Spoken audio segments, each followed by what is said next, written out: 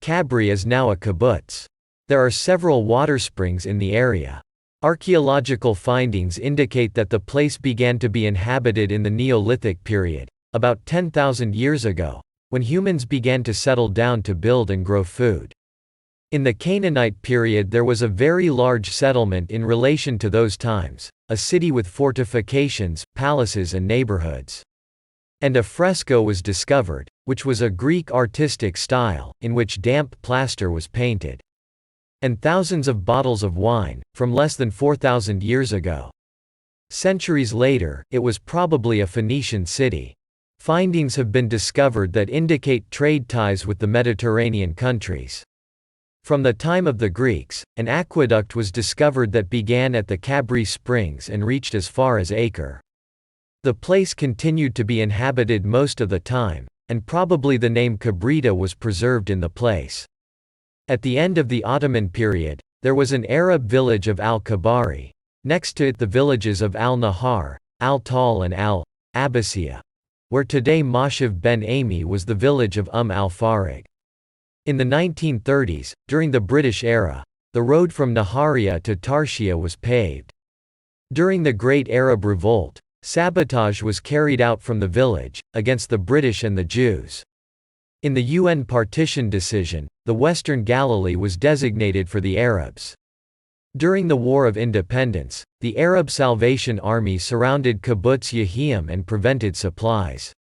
The village of al-Kabri controlled the road and attacked a convoy. In response, the Jews blew up a number of houses.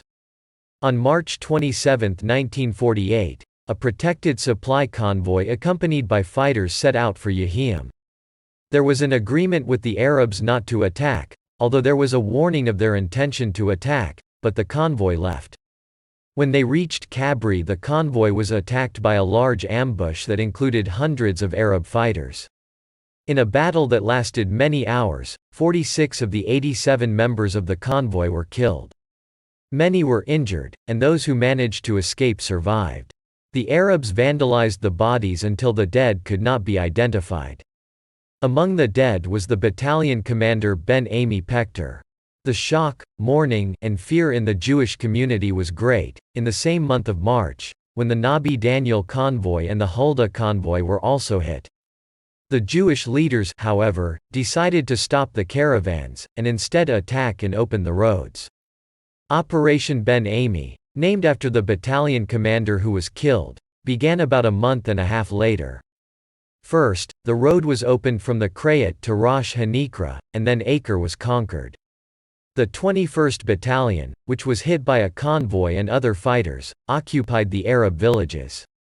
Personal belongings of the victims of the caravan were found in Kabri. The residents fled and the village was blown up and destroyed.